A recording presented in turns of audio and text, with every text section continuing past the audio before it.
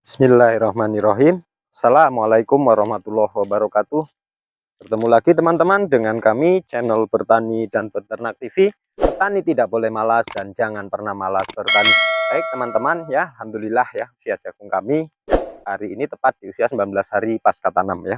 19 hari pasca tanam, alhamdulillah ya, hari ini sudah terlihat bahwa sepertinya untuk musim tanam ini alhamdulillah ya, kami terbebas dari bulai ya, dari bulai. Terlihat ya, tumbuhnya bagus ya, perkembangannya juga bagus dan agak signifikan ya, khususnya pasca pemupukan ya, Jadi yang kami tanam ini varietas BC18 ya. BC18 itu cirinya ya, akan terlihat tanaman itu tumbuhnya signifikan itu pasca pemupukan ya. Kalau di awal-awal memang pertumbuhan dari BC18 ini kurang ya, artinya dibanding Pioneer 27, NK Sumo, NK Perkasa dan seterusnya itu lebih bagus pertumbuhan yang selain BC18. Tapi pasca dipupuk ya, 1 minggu sampai dengan 10 hari pasca dipupuk itu akan kelihatan ngejar ya. Artinya nanti ketika sudah berumur ya, itu akan sama ya. Bahkan BC18 ini cenderung tinggi ya, pohonnya cenderung tinggi untuk wilayah-wilayah yang memang hara ya, terus kemudian komposnya banyak ya, terus kemudian pH tanahnya normal, itu bisa sampai dengan 3 meter, ya. Baik teman-teman, hari ini yang saya bahas adalah ya, alhamdulillah ya, tanaman kami terbebas dari bulai ya. Ada trik ya, triknya, ada tips ya, ada tipsnya bagaimana bisa terbebas dari bulai untuk tanaman jagung ya. Tips yang pertama adalah pastikan mangsa sampai nanam jagung ini ya, itu belum masuk di 1 Desember ya, di 1 Desember ya. 15 sampai dengan 1 Desember itu waktu yang paling tepat untuk penanaman jagung ya, untuk di musim pertama ya. Di musim pertama, karena apa? Tanah masih relatif agak panas ya. Terus kemudian volume air dalam tanah itu belum naik. Jadi asam itu belum ikut naik ya. Artinya masih ada di dalam tanah ya, ada di dalam tanah. Nanti kalau sudah mulai banjir-banjir ya, air dalam tanah itu naik, nah itu membawa asam dan itu bisa jadi berefek pada penyakit bulai ya, dan penyakit lainnya ya, busuk batang dan sebagainya ya. Terus untuk perkembangannya juga ketika di musim musim bukan mangsanya, artinya 1 Desember ke sana, itu perkembangannya juga kurang, di pertumbuhan kurang bagus. Itu yang pertama.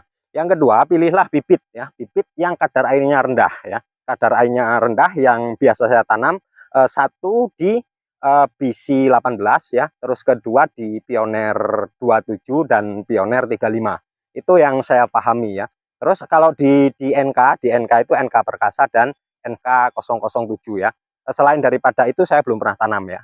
Selain itu saya belum pernah tanam ya. Saya pernah nanam yang lain ya, kadar air tinggi, itu bulainya luar biasa ya teman-teman.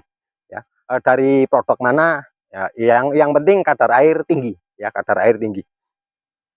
Yang pertama tadi silahkan kondisikan waktunya. Yang kedua pilih benih. Yang ketiga adalah sampean kondisikan tanah ya, usahakan menggunakan pupuk kandang yang sudah jadi ya, 1-2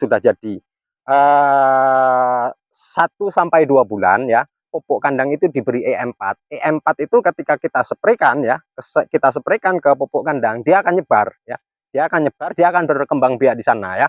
Terus kemudian nanti kita tebar ya, bakteri yang ada di E4 itu nanti juga dia bertahan hidup ya, karena kenapa harus pakai E4? Penyakit bulai itu memang berkembang biaknya di waktu-waktu malam hari yang tidak ada cahaya. Terus kemudian bakteri E4 ya, E4 ya, itu dia bergerak aktifnya juga di malam hari. Dan makanan utama dari E4 salah satunya adalah jamur. Salah satunya adalah jamur, makanya ketika kita gunakan E4 ya di perladangan ya, di perladangan di kebun seperti ini, itu dapat membantu ya, membantu yang pertama menahan jamur ya, menahan jamur, bibit-bibit jamur itu habis dimakan oleh bakteri E4 ya. Yang kedua, dia bisa menahan kesuburan tanah. Karena apa? Karena memang selain daripada dia pemakan jamur, dia juga menjadi bakteri pengurai, pengurai dari kompos-kompos yang tersedia dalam tanah, sehingga hasil penguraian daripada bakteri E4 itu bisa menjadi nutrisi yang dibutuhkan oleh tanaman, khususnya di tanaman jagung ya. Ini memang kemarin sudah pakai E4. Nanti di usia 30 ya sampai 35 hari kami tetap spraykan E4 nanti ya teman-teman. Kami tetap spraykan E4 ya di untuk satu tanknya itu 1/4 sampai setengah gelas. Nanti kita spraykan ya, kita spraykan. Terkena daunnya nggak apa-apa, karena batang jagung nggak apa-apa ya. Itu untuk mencegah busuk batang ya, busuk batang, karena memang dia nanti kalau hari ini menyeprenya itu ketahanan dia masih kurang. Karena apa? Kelembapannya belum terjaga.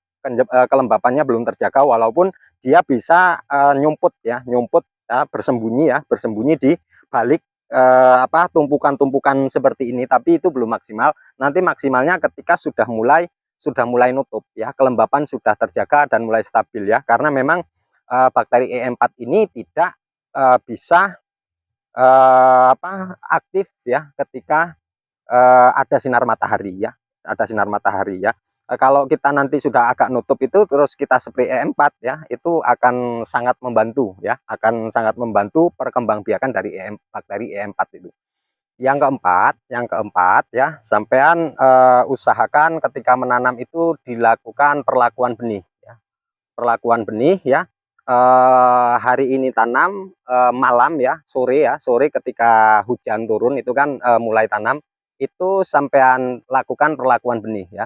Perlakuan benih, berikan dalam perlakuan benih itu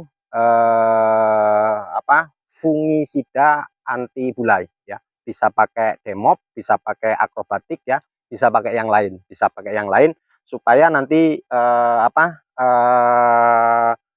anti bulai atau fungisida itu terserap dalam bibit jagung ya, bibit jagung, sehingga dia sudah masuk dalam tanaman ketika tanaman tumbuh ya. Yang terakhir teori pemupukan kimia ya teman-teman. Untuk pemupukan kimia, usahakan pemupukan pertama itu kurangi konsumsi nitrogen ya. Untuk perbandingannya cukup 1:1 ya. Bahkan saya ini 1:1 banding 1,5 ya. Untuk urea, yang nitrogen kan urea itu 1 ya. Terus kemudian NPK-nya 2 ya, Ponska ya. Terus kemudian yang terakhir SP36 ya, itu diberi SP36 ya. SP36. Jadi teori nggak menggunakan SP36 untuk tanaman jagung itu saya menolaknya ya. Untuk tanaman jagung tetap butuh SP36 untuk sebagai pupuk dasar ya, pupuk dasar persiapan makanan, sehingga nanti batang itu akan besar ya dan bagus untuk pertumbuhan ya. Terus kemudian ketika sampean menggunakan SP36 yang sejenisnya ya, itu nanti hijaunya akan beda ya, hijaunya akan beda dengan yang tidak menggunakan SP36 ya, menggunakan pupuk yang lain ya. Jadi kurangi konsumsi nitrogen, lebih banyak di fosfornya untuk pemupukan pertama. Nanti di pemupukan kedua baru ya. Jangan nggak menggunakan SP36 lagi, nggak masalah ya. Nggak menggunakan pupuk yang mengandung fosfor tinggi juga nggak masalah. Baik, cukup sekian review video kita hari ini. Kita lanjutkan di episode yang akan datang ya. Tetap bersama kami, tetap ikuti channel kami, channel Bertani dan Peternak TV. Petani tidak boleh malas dan jangan pernah malas bertani. Akhirul kalam, billahi taufiq wal hidayah. Assalamualaikum warahmatullahi wabarakatuh. Alhamdulillah ya teman-teman, ya sudah kami koreksi ya, kami belum menemukan bulai ya untuk tanaman hari ini ya. Kita nggak tahu keselanjutannya bagaimana, tapi hari ini masih aman ya, alhamdulillah masih aman dari bulai.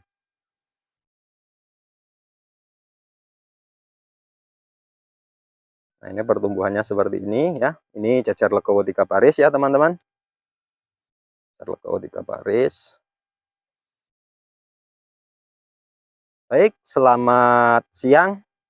Selamat beraktivitas.